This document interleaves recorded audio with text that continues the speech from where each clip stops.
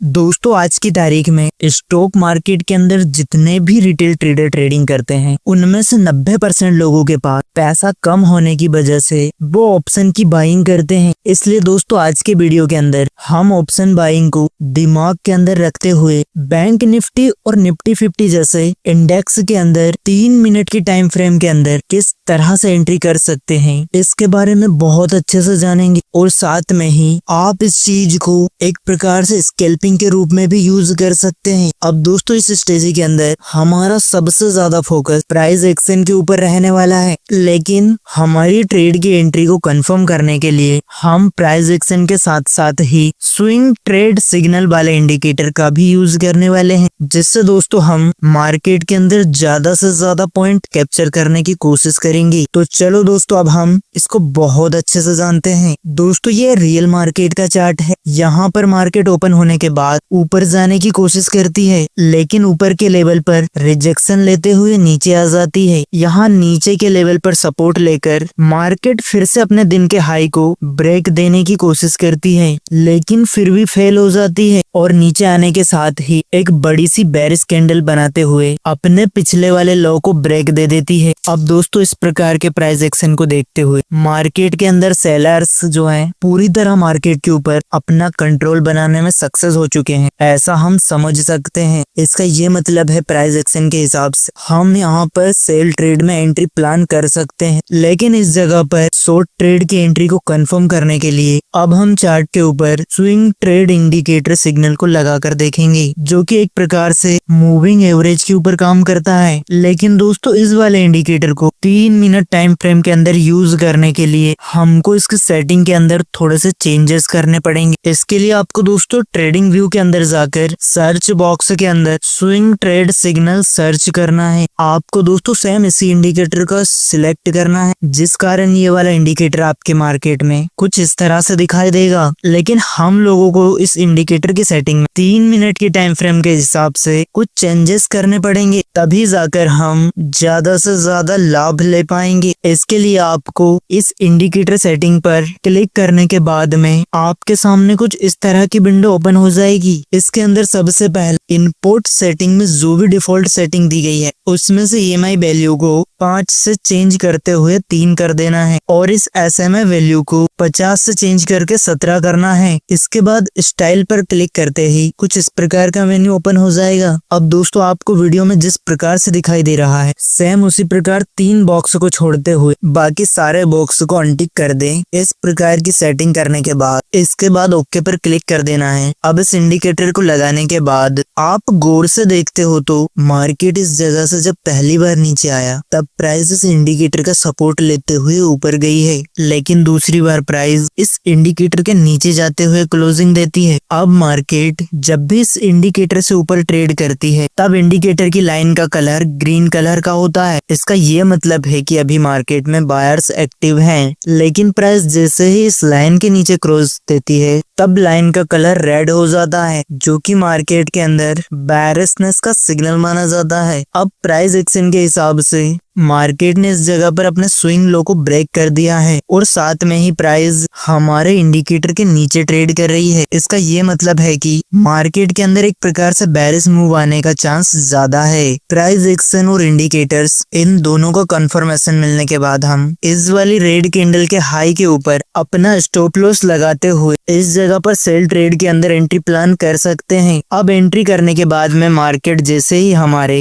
1:2 risk to reward ratio को hit कर रही है, हम अपना 80% प्रॉफिट बुक करते हुए बाकी बची हुई क्वांटिटी को और बड़े टारगेट के लिए वेट कर सकते हैं। लेकिन दोस्तों अगर आप सिर्फ एक ही लोड के साथ ट्रेड करते हैं तब आप उस पोजीशन से पूरी तरह एग्जिट कर सकते हैं। थोड़ी देर बाद मार्केट नीचे से सपोर्ट लेते हुए इस इंडिकेटर से ऊपर जाने की कोशिश करती है, तब आपको बाकी बची हुई क्वांटिटी से एग्जिट ले लेना है। मार्केट कुछ टाइम के लिए हमारे इंडिकेटर से ऊपर उसी जगह पर ट्रेड करते हुए बुलिश का प्राइस एक्शन बनाती है। आप इस जगह पर नोटिस करते हैं तो क्योंकि ग्रीन कैंडल की साइज रेड कैंडल से बहुत ज्यादा बड़ी है और मार्केट ने इस जगह पर अपने स्विंग लो को ब्रेक नहीं दिया है, और साथ में ही अगर हम ऊपर से लगाकर नीचे तक फिबोनाची टूल को लगाते हैं तब मार्केट बार बार 0.5 लेवल पर ट्रेड ट्रेड कर रही है, इसका ये मतलब है कि कोई बुलिश कैंडल इसके ऊपर क्लोजिंग करती है, तब ये एक प्रकार से बुलिश रिवर्सल का सिग्नल हो सकता है। कुछ देर के बाद चार्ट के ऊपर एक बुलिश कैंडल 0.5 लेवल से ऊपर क्लोजिंग देती है। अब इस कैंडल के लो के नीचे अपना स्टॉप लॉस लगाते हुए हम एक बुलिश ट्रेंड के अंदर एंट्री प्लान कर सकते हैं, क्योंकि इस वाली ग्रीन कैंडल ने एक ही झटके के अंदर इस लेवल से जो भी सेलर्स के स्टॉप लॉस थे उन सारों को हिट कर दिया है, जिससे वो यहाँ से बाहर जा चुके हैं। और साथ में ही मार्केट को ऊपर जाने के लिए जो लिक्विडिटी चाहिए थी वो स्टॉप लॉस की हंटिंग की वजह से मार्केट के अंदर आ चुकी है। हमने हमारे पिछले ट्रेड के अंदर ऑलरेडी प्रॉफिट बना चुके हैं। इस वजह से अगर हमारे इस ट्रेड के अंदर हमारा स्टॉप लॉस भी हिट हो जाता है तब सिर्फ हमारा थोड़ा सा प्रॉफिट ही कम हो जाएगा, लेकिन हमारा कोई लॉस नहीं होगा। इसलिए स्विंग हाई को अपने प्रॉफिट के टारगेट को मानते हुए हम जैसे ही ट्रेड के अंदर एंट्री लेते हैं तब मार्केट ऊपर जाते हुए हमारे टारगेट को हिट कर जाती है। मार्केट इस जगह पर हायर हाइज करते हुए हमारे इंडिकेटर का सपोर्ट लेते हुए ऊपर जा रही है। इसलिए प्राइस जब तक इस इंडिकेटर की लाइन को क्रॉस नहीं करता तब तक हम अपने ट्रेड को होल्ड कर सकते हैं और अपने स्टॉप लॉस को ट्रेल करते हुए ऊपर की ओर बढ़ सकते हैं। चलो दोस्तों, अब हम अगले एग्जाम्पल को देखते हैं। ये दोस्तों एक प्रकार से बैंक निफ्टी का रियल मार्केट का चार्ट है। अब मार्केट ओपन होते ही प्राइस एक ही रेंज में ट्रेड करते हुए सिमेट्रिकल ट्रायंगल पैटर्न जनरेट करती है और एक बड़ी सी ग्रीन कैंडल के साथ इस पैटर्न को ब्रेक देती है। मार्केट इस जगह पर हमारे इंडिकेटर से ऊपर ट्रेड कर रही है और मार्केट ने इस ट्रायंगल पैटर्न को एक बड़ी सी ग्रीन कैंडल से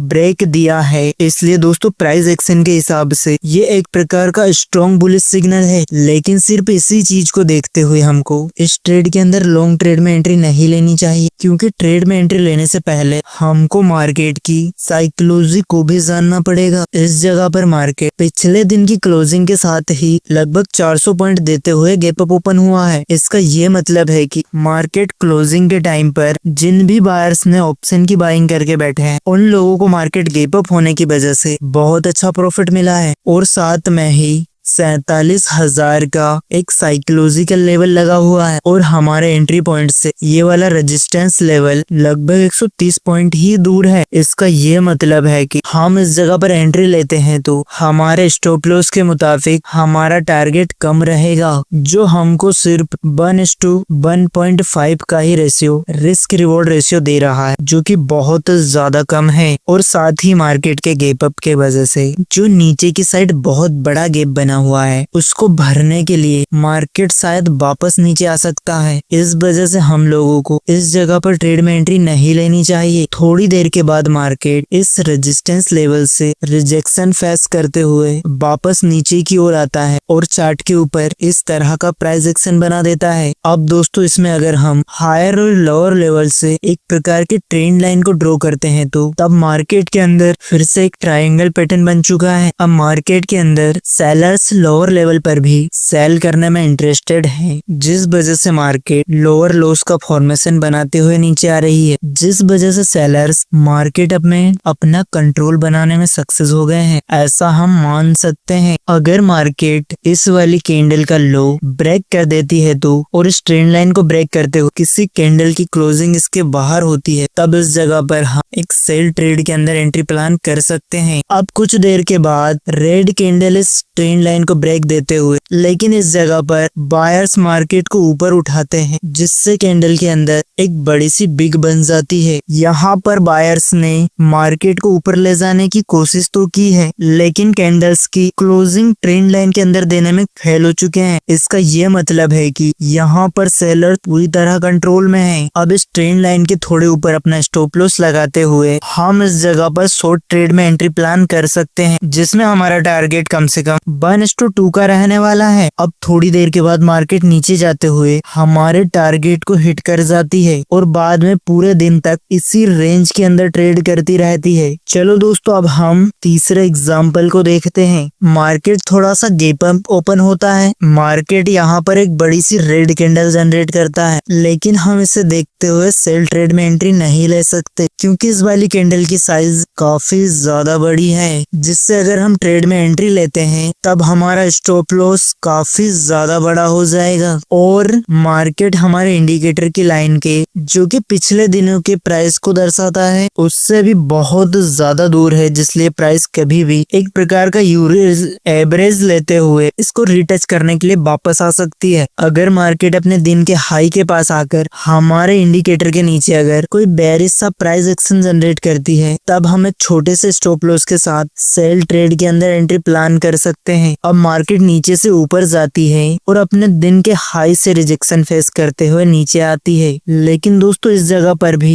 कैंडल नीचे के लेवल पर क्लोजिंग नहीं देती, जिससे चार्ट के ऊपर एक डोजी कैंडल जनरेट होती है जो कि एक बुलिश सिग्नल माना जाता है। यहाँ पर जिन भी सेलर्स ने ऊपर के लेवल से सेलिंग करी होगी वो इस ग्रीन कैंडल के कारण पूरी तरह ट्रैप हो चुके हैं। प्राइस एक्शन के हिसाब से यहाँ पर मार्केट ने अपने पहले दिन के स्विंग हाई को एक स्ट्रॉन्ग कैंडल के साथ ब्रेक दिया है और साथ ही साथ मार्केट यहाँ पर और एवरेज के ऊपर ट्रेड कर रही है। इस कारण हम यहाँ पर बाय ट्रेड में एंट्री प्लान कर सकते हैं, लेकिन इस ऊपर के लेवल पर 22,000 का एक साइकोलॉजिकल लेवल लगा हुआ है। तो दोस्तों हम इस जगह पर लॉन्ग ट्रेड एंट्री का प्लान क्यों बना रहे हैं? आप में से बहुत सारे लोग इस बात को सोचते हुए कंफ्यूजन में होंगे। अब इस बात को समझने के लिए हमको एक दिन पीछे जाना पड़ेगा। आप इससे पहले दिन का चार्ट अगर ओपन करके देखते हैं तब यहाँ पर मार्केट इस 22,000 के साइकोलॉजिकल लेवल को ब्रेक करते हुए ऊपर गई है, लेकिन सेलर्स ने एक बार फिर से मार्केट को इस लेवल से नीचे ले आए हैं, लेकिन बायर फिर से मार्केट को यहाँ पर ऊपर ले जाते हैं और मार्केट इस लेवल को तोड़ते हुए ऊपर नीचे जाते हुए इसे बहुत बार ब्रेक करती है। इसका मतलब है कि यहाँ पर बायर्स कंट्रोल में है और ना ही सेलर्स कंट्रोल में है। इसी वजह से हम इसको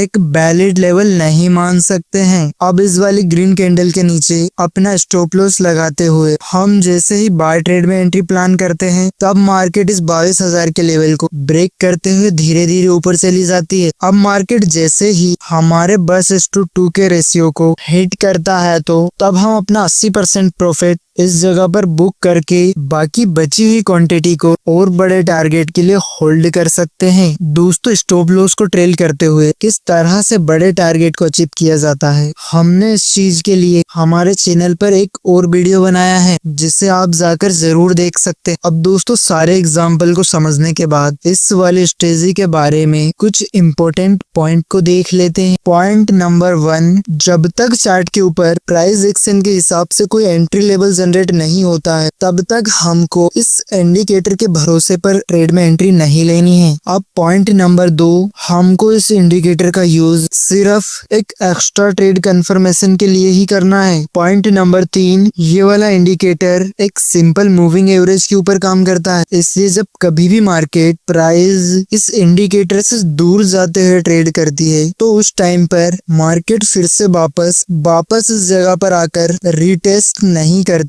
तब तक ट्रेड में एंट्री लेने से बचना चाहिए। अब पॉइंट नंबर 4, अगर प्राइस इस इंडिकेटर को एक बड़ी सी मारोबुजो कैंडल से ब्रेक करती है तो तब ऐसे टाइम पर ट्रेड में एंट्री लेने से बचना चाहिए, क्योंकि इस टाइम पर मार्केट के रिवर्स होने की कंडीशन ज्यादा होती है। अब पॉइंट नंबर 5, जब भी मार्केट इस इंडिकेटर के पास छोटी छोटी कैंडल्स बनाते हुए बार बार इस लाइन को ब्रेक करती है तब ऐसे टाइम पर जब कोई इम्पोर्टेंट लेवल ब्रेक नहीं हो तब तक एंट्री नहीं लेनी चाहिए। अब पॉइंट नंबर 6, आपको हमेशा प्राइस एक्शन के साथ ही इस इंडिकेटर का यूज करते हुए अपने रिस्क मैनेजमेंट को बहुत अच्छे से फॉलो करना है। अगर कोई भी ट्रेड की एंट्री आपके रिस्क मैनेजमेंट को फॉलो नहीं करती है तब ऐसे ट्रेड के अंदर एंट्री नहीं लेनी चाहिए। और दोस्तों आप सभी से मेरा एक बहुत अच्छा सुझाव है कि इस स्ट्रेटजी को जितना हो सके उतना ज्यादा मार्केट के अंदर बैक टेस्ट जरूर करें, क्योंकि हर इंसान की साइकोलॉजी और ट्रेडिंग स्टाइल अलग अलग होती है। इसलिए जब तक कोई ट्रेडिंग स्ट्रेटजी आपको पूरी तरह सूट नहीं करती है तब तक उसका यूज नहीं करना चाहिए। तो दोस्तों आपको ये वीडियो कैसी लगी है कमेंट के अंदर जरूर बताएं और वीडियो को लाइक करने के साथ ही चैनल को सब्सक्राइब जरूर करें। तो दोस्तों मिलते हैं नेक्स्ट वीडियो के अंदर, तब तक के लिए थैंक्स फॉर वॉचिंग वीडियो।